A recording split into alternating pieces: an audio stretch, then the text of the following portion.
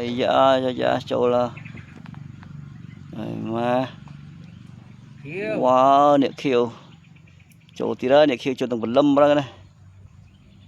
chỗ tầng phập ra bả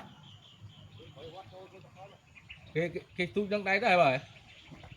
cái túi đó túi nè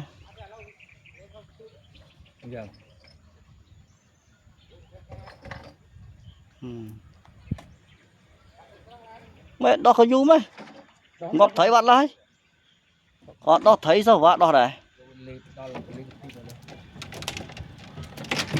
chỗ kia rồi bì chỗ bì trà